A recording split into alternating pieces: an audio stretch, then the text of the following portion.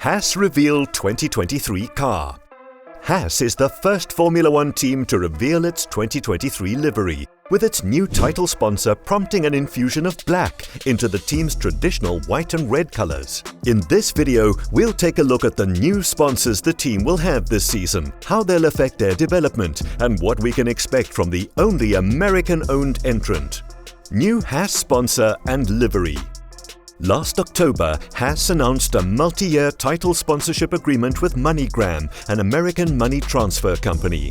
When it first joined the F1 grid in 2016, the team was without title sponsorship until it partnered with a controversial rich energy company 3 years later as part of an ill-fated deal that would fall through mid-season. The team then partnered with Hulkenberg, the company owned by Nikita Mazepin's father, with whom Haas signed a multi-year contract to race for the team. However, following Russia's invasion of Ukraine and subsequent sanctions, it was forced to split from Hulkenberg, leaving it without a title sponsor until its deal with MoneyGram.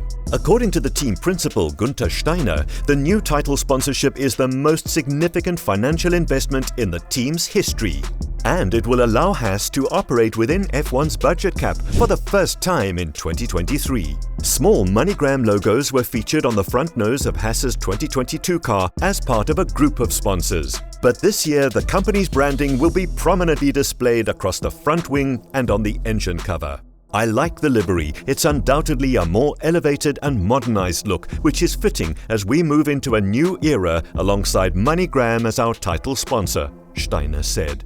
It's an exciting time of year for Formula One, and it's great that we're first out the gate to showcase our livery. But our attention is firmly on getting the VF23 on track and preparing for the season ahead. Haas will shake down its actual 2023 F1 car at Silverstone on February the 11th.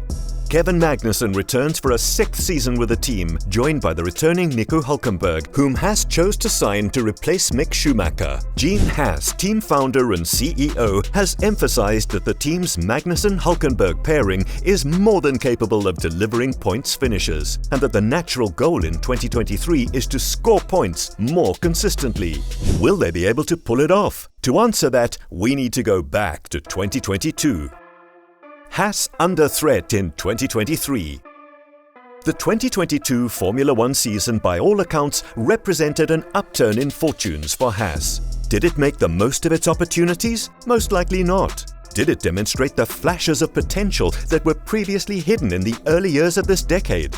Absolutely. An 8th place finish in the Constructors' Championship might not have been the ceiling if Haas had done everything correctly throughout the season and had both Kevin Magnussen and Mick Schumacher consistently fighting for points. However, in a season in which Haas prioritized getting back on terms with its rivals and being frugal with its upgrades, its end-of-year position was highly influenced by how it began in 2022. Haas didn't improve on Magnussen's 5th place finish in Bahrain, and the 10 points it earned in the season opener represented more of a quarter of its eventual 37-point haul. For 2023, Haas has a new title sponsor in MoneyGram, and as a result, will be able to run at the F1 cost cap limit for the first time, according to the team. However, as F1 analyst Ben Anderson pointed out, this does not mean that Haas will suddenly transform into a top team throwing parts at the car. For Haas, they're going to start every season with the best of what they've got, really, said Anderson. I expect them to be outdeveloped by most teams, so it's all about maximizing the package at the start of the season and not letting any marginal opportunities to score points slip away. However, based on past performance, Haas should not rest on its early season success.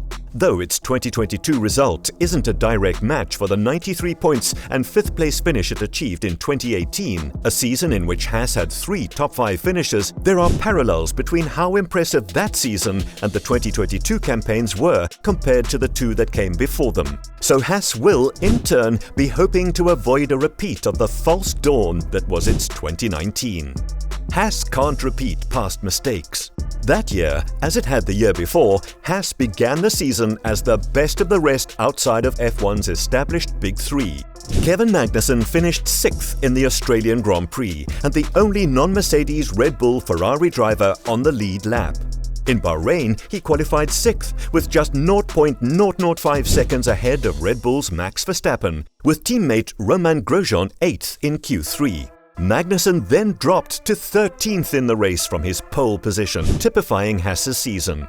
Against the backdrop of title sponsor Rich Energy's clamour for attention, Haas struggled to get a proper grasp on that year's Pirelli tyres, flip-flopping between car specifications with limited success in an attempt to rectify its problem. Nothing indicates that Haas will struggle to the same extent this season. However, the start-strong, fade-fast pattern isn't unique to the 2019 season. There were hints of it in the team's first 2 seasons in 2016 and 2017. And as previously stated, Haas started 2022 strong, only to struggle to put together more big-point hauls. So cost cap era or not, the threat of a slump remains.